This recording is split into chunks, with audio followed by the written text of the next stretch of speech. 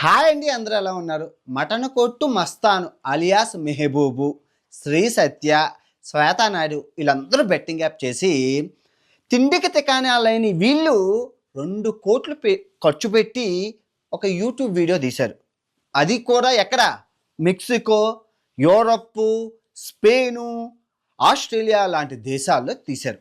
So తిండికి తికాణా లేని వీళ్ళకి ఇంత డబ్బు ఎక్కడి నుంచి వచ్చింది? బెట్టింగ్ యాప్లు చేయడం వల్ల. ఓకే, ఇది పక్కన పెడితే వీళ్ళ గురించి చెప్పే ముందు ప్రజెంట్ నిన్న మొన్న చచ్చిపోయిన అబ్బాయి ఒకటి ఆంధ్రప్రదేశ్లో. ఈ అబ్బాయి 5 లక్షలు పోగొట్టుకొని బెట్టింగుల్లోని రైలు పట్టాల మీద తల పెట్టి చచ్చిపోయాడు. మొండుం తల వేరైపోయింది. తల్లిదండ్రులు చాలా బాధపడుతున్నారు. తర్వాత వీళ్ళు హైదరాబాద్లోని పని చేయడానికి వచ్చిన ఇద్దరు ఫ్రెండ్స్ 22 లక్షలు పోంగొట్టేసుకొని నువ్వు పోయే, నీ వల్ల పోయంటే నీ వల్ల పోయే, నీ వల్ల పోయంటే నీ వల్ల పోయే అని కొట్టుకొని ఒకరినైతే ఒకరు చంపేశారు, ఒకటి పారిపోయారు. సో అది. సో మీరు చూస్తున్నారు కదా ఈ రెండును. మీరు ఈ వీడియోకి 1,00,000 లైకులు కావాలి. సో ఈ వచ్చిన డబ్బుని ఆ బాధిత కుటుంబాలకైతే వీడియో 45 రోజుల తర్వాత ఆ ₹1,00,00,000 అందజేయడం జరుగుతుంది. ఓకే, వీడియోలోకి వెళ్దాం. సో ఈ మటన్ కొట్టు మస్తాను అలియాస్ మెహబూబ్ వీళ్ళు గుంటూరు అండి. వీళ్ళ నాన్నగారు మటన్ కొట్టులో పనిచేస్తారు, మటన్ కొడుతుంటారు. So Muslims. సో మనోడు కూడా నాన్నకు సహాయంగా మటన్ కొట్టేసి కాంజం అవి అంటారు కదా, అవన్నీ కొని అమ్ముతూ ఉంటాడు. సో మనోడు టిక్టాక్లోని డ్యాన్సులు గట్టా వేసి మంచి డ్యాన్సులు గట్టా వేస్తారు. లోకల్ బాయ్ నాని ఇలా డ్యాన్సులు అవి వేసేయడం వల్ల మనోడు ఫేమస్ అయ్యాడు. సో ఫేమస్ అవ్వడంతో మన నాగార్జున సాబ్ తెలుసు కదా, ప్రపంచంలో ఎవడు ఫేమస్ అయినా ఆ సందులోంచి చూస్తారు. దాన్ని ఆయన మాకు ఒక చెత్త షో ఉంది, ఆ చెత్త షోలో నిన్ను ఫేమస్ చేస్తానని చెప్పి బిగ్ బాస్ 4కి పిలిచిండు. బిగ్ బాస్ నాన్ వెజ్ తిండికి తెక్కనా కూరలేదు, చాలా పేదవాళ్ళు, నిరుపేద కుటుంబం. సో మనోడు బిగ్ బాస్కి వెళ్ళాడు, హడావడి చేశాడు, ఏదో బయటకు వచ్చాడు. సో బేగా బయటకు వచ్చేసారులేండి. సో బయటకు వచ్చేస్తే అక్కడ చిన్న మిస్టేక్ జరిగింది. అక్కడ ఏంటంటే ఈడు ఫ్రెండ్ ఇంకోటి ఉన్నాడు సోహెల్, ఆడు కూడా సేమ్ కమ్యూనిటీయే, Muslim community. So corona time అవ్వడం వల్ల ఈడు బయటకు వచ్చి ఈడేం చేశాడంటే అక్కడికి వెళ్ళి అరే నువ్వు 3వ స్థానంలో ఉన్నావని చెప్పి చెప్పాడనమాట. మళ్ళీ రీఎంట్రీ అయ్యేటప్పుడు చెప్పడం వల్ల ఆ సోహెల్ గారు అది వినేసి, నేను 3వ స్థానంలో ఉన్నానా, నేనైతే నెంబర్ 1 అవ్వను కదా, బయటకు ఉన్న వాళ్ళకి తెలుస్తుంది కదా, లోపల ఉన్న వాళ్ళు చేలు చూపించాడు. సో మనోడు ఏం చేశారంటే ఆ అభిజిత్కి రావాల్సిన 50 లక్షల్లో 25 లక్షలు ఈ సోహెల్ గారు పెట్టుకొని వచ్చేసారు. సో అది తర్వాత కదా, అది పక్కన పెట్టండి. సో ఆ తర్వాత మన చిరంజీవి గారు సార్ మేము చచ్చిపోతున్నామండి, మాకు డ్యాన్స్ వేసుకోవడానికి డబ్బులు లేవు, బట్టలు తినడానికి బట్టలు అడుక్కు తింటున్నామంటే చిరంజీవి సార్ గారు అంటే కెరియర్లో ఎదుగుతావు కదని చెప్పి 10 లక్షలు సహాయం చేశారు ఈ మెహబూబ్ గారికి. అవన్నీ అప్పుడే అయిపోయి వాళ్ళ అమ్మకి వాళ్ళ అనారోగ్యంకి అన్నీ అయిపోయి అంతా బాగానే ఉంది.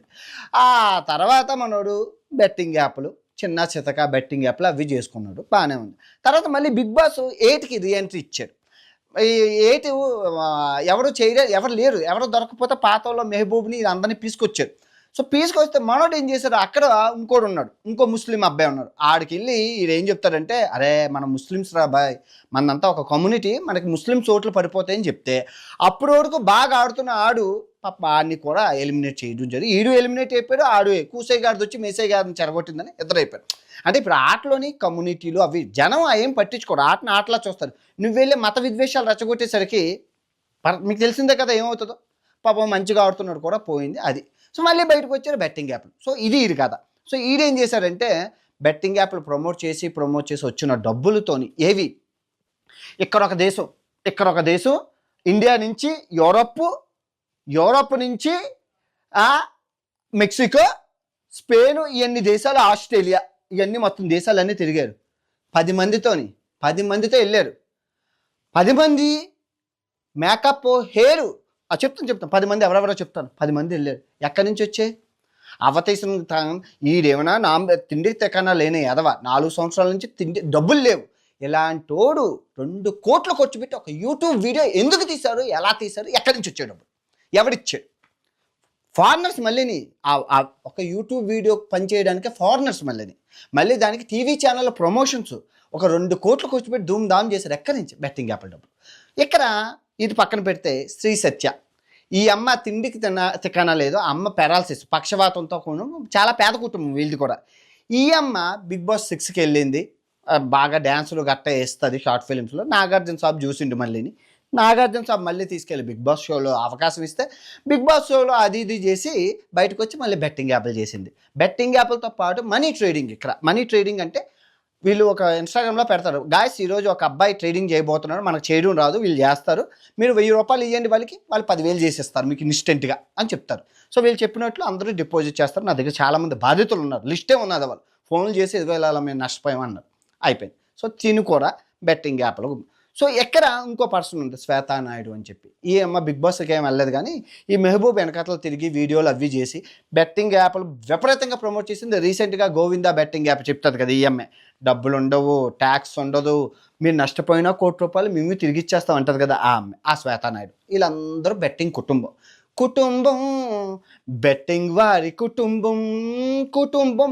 ఇంకా వీళ్ళు కాకుండా వీళ్ళ చుట్టూ ఒక 50 మంది ఫ్రెండ్స్ ఉంటారు, వాళ్ళందరూ బెట్టింగ్ కుటుంబమే. అంటే మనిషి ఇదిగో ఒక్క నిమిషం చెప్తున్నాను, కర్మ అనేది ఒకటి ఉంటుంది. కష్టపడి పనిచేసిన చెమట చిందించిన మెతుకులు మన నోట్లోకి వెళ్తాయి, రక్తపు చూసారా, రోజు ఒక 2-3 చచ్చిపోతున్నారా, వాళ్ళ మీద వచ్చి అరే తిండికి తెకానా లేదు నాంబేషన్నా గల మీరు.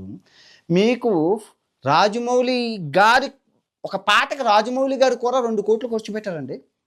మనోడు ఖర్చు పెట్టారు. నేను మెక్సికో వెళ్ళాను, ఆ లొకేషన్ చూసి షాక్ అయినా. అరే ఆ లొకేషన్ కోసం అంత దూరం వెళ్ళడం అవసరమే?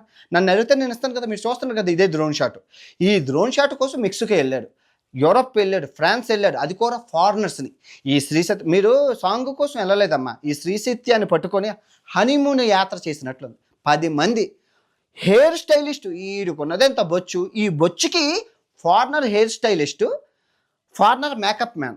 ఫారినర్స్ అంటే తక్కువ అవుతుంది ఆ దేశాల్లోని మేకప్లు, పెద్ద పెద్ద సినిమాలకు చేసే వాళ్ళంతా వాళ్ళని తీసుకొచ్చి 10 మందిని. ఇది ఒక యూట్యూబ్ వీడియో, సినిమా కూడా కాదు, యూట్యూబ్ వీడియో కోసం. అరే ఎక్కడి నుంచినా మీకు వచ్చాయి? నిజంగా మామూలుగా మళ్ళీ అనమాట అడుగుతున్నానండి, ఎక్కడి నుంచి వచ్చాయి మీకు? కిందన కమెంట్లో చదువుతున్నారా బెట్టింగ్ యాప్లు చేసి డబ్బులు అరే ఇప్పుడు మన ఈ వీధిలోని ఒక నాంబేషన్న గారు రోజు సైకిల్ తొక్కుకొని వచ్చి సడన్గా బెంచ్ కారులో దిగితే మనం ఏమందరం ఏమంటాం, అరే సైకిల్ తొక్కేవాడికి బెంచ్ కారులో. మరి అలాగా ఊర్లో గోవాలో షూటింగ్, అది కరెక్ట్గా గోవా స్పాట్, ఆ సాంగ్కి గోవాయే. ఆ గోవా స్పాట్కి మీరు అంతంత 2 కోట్లు ఖర్చు పెట్టి ఒక యూట్యూబ్ వీడియో తీయాల్సిన పని ఏంటి?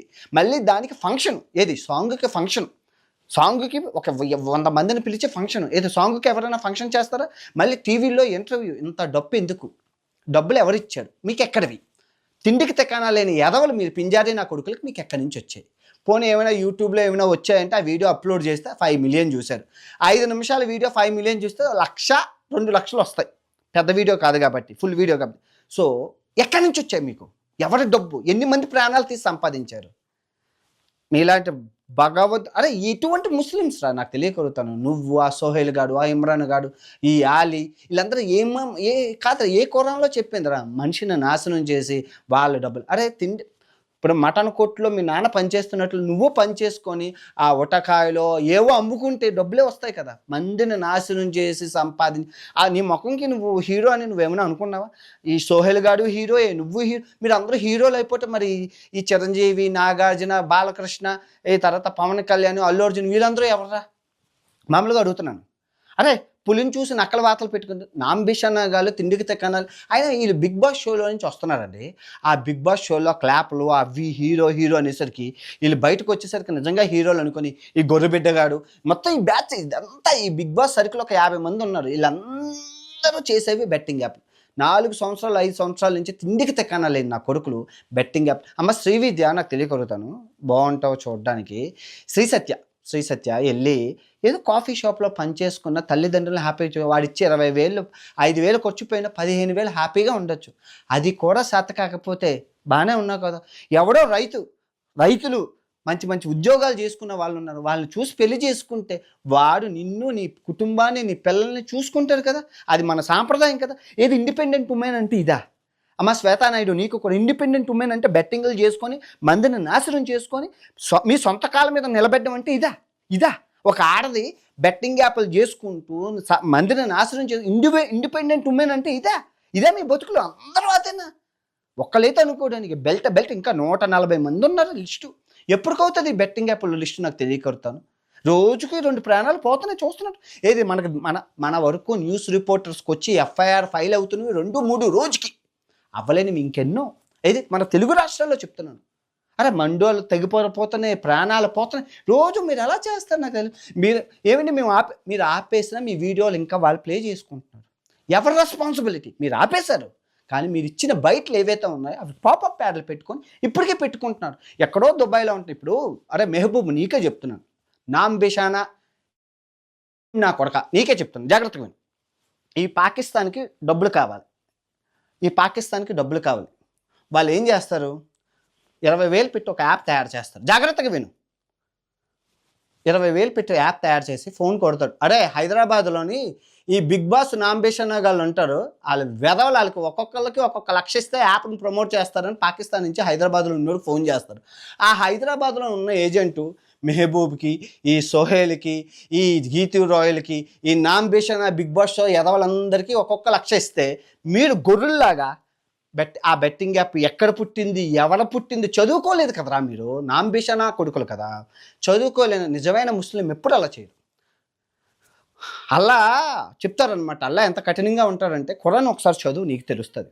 నువ్వు చదవు, నమాజ్ పడవు, ఏమీ తెలీదు, అందరినీ మోసం ఇలా చేస్తారు, చేసేసి పెట్టేస్తారు. నిజంగా భగవంతుడు అని ఉంటే మీలాంటి వాడికి శిక్ష భగవంతుడే వేయాలి. ప్రజలు కాదు. ప్రజలు అంటే పాపం ఎర్రోలు, ఏం చేస్తాం, మీరు ఏం చెప్పినా అది నమ్ముతూ ఉంటారు. నిజంగా మిమ్మల్ని కాదు, మీకు అవకాశం ఇచ్చిన నాగార్జున సాబ్కి ఆ పాపం అంట తొలుతారు. మీ మొత్తం ఈ బిగ్ బాస్ బ్యాచ్ అందరూ కలిపి ఎన్నో ప్రాణాలు తీశారు. ఆ ప్రాణాల్లో మీ వంతు పోనీ కాదండి. ఈ పతివ్రత యదవనా కొడుకులు చూస్తుంటే ఇప్పుడు బెట్టింగ్ యాప్లు డబ్బులు తీసుకొని బెట్టింగ్ యాప్లో ప్రమోట్ చేశారు, బాగానే ఉంది. డిలీట్ చేసేసారు, బాగానే ఉంది. డబ్బులు తీసుకున్నారు, బాగానే ఉంది, అంతా బాగుంది. ఆస్తులు కొనుక్కున్నారు, షాపింగ్లు కొనుక్కున్నారు, కార్లు కొనుక్కున్నారు, విదేశీ యాత్రలు ఎందుకు వెళ్తున్నారంటే హవాలా డబ్బు అక్కడ వస్తుంది. అంతా బాగానే ఉంది. ఓకే, మీరు ఇన్ని ప్రాణాలు పోతున్నాయి కదా, ఒక 2 వీడియోలు పెట్టి బెట్టింగ్ యాప్లు ఆడొద్దు, చచ్చిపోతారని చేయడానికి ఏం పోయే కాలం రా? ఏం పోయే కాలం? మీ సబ్స్క్రైబర్లు కాదు, మిమ్మల్ని పెంచి పెద్దవాళ్ళు చేసేది మీ ఫాలోవర్స్, మీ సబ్స్క్రైబర్సే. వీళ్ళకి డబ్బులు ఏమి లేవండి. ఆ యూట్యూబ్లో రూపాయి రాదు నా కొడుకులకి. వీళ్ళు ఎలా బతుకుతున్నారంటే గత 4 సంవత్సరాల నుంచి బెట్టింగ్ యాప్లు, ఇదే దందా. ఈ బెట్టింగ్ యాప్లు బంద్ అయిపోతే ఆల్మోస్ట్ వీళ్ళందరూ చచ్చిపోతారు. వీళ్ళకి బెట్టింగ్ యాప్లు లేక, ప్రమోట్ చేయడం లేక, తిండికి తెకన లేక, ఈ కూలీనాలో పని చేసుకుంటూ, రోడ్డు మీద డ్యాన్సులు వేసుకుంటూ, ఈ గణపతి ఉత్సవాలకి, ఈ నవరాత్రులకి ఊరూరా తిరుక్కుంటూ 5,000కి 3,000కి డ్యాన్సులు వేసుకుంటూ గెంతుతారు. సినిమాలో ఎక్కడో మూలన ఉండాల్సిన ఎదవని తీసుకొచ్చి, తిండికి తెక్కన లేని ఎదవని తీసుకొచ్చి నాగార్జున సాబ్ పెంచి పెద్ద పోషిస్తున్నాడు. నిజంగా పాపం పుణ్యం అన్నీ ఆ సాబ్వే. అన్నీ 2 కోట్లు ఒక సినిమాకి, 2 కోట్లు ఒక వీడియోకి, సినిమా కూడా కాదు వీడియోకి. ఎక్కడి నుంచి వచ్చాయి, అలా వచ్చాయి. కింద కమెంట్లో అందరూ నీకు ఈ డబ్బు ఎక్కడి నుంచి వచ్చిందని అడుగుతున్నారు. అరే 5 స్టార్ హోటళ్ళు, లగ్జరీ లైఫ్లు, ఫ్లైట్ ఖర్చులు, 10 మందికి ఒక విదేశాలు, 3 దేశాలు తిరగడానికి, 4 దేశాలు ఎక్కడి నుంచి వచ్చారా మీకు? నాకు తెలియగలుగుతాను. పోలీసు వాళ్ళు వీళ్ళని తీసి విచారణ చేసి ఆ డబ్బులు ఎక్కడి నుంచి వచ్చాయి, ఎవరిచ్చారు, ఆ గోవిందా బెట్టింగ్ యాప్ని అమ్మాయిని పిలిచి మొత్తం ముగ్గురిని ఎంక్వైరీ చేసి కఠిన శిక్ష వేయవలసిందిగా. ఆ నష్టపరిహారం చాలా లిస్ట్ ఉంది, వాళ్ళందరికీ నష్టపరిహారం వీళ్ళే చెల్లించారు.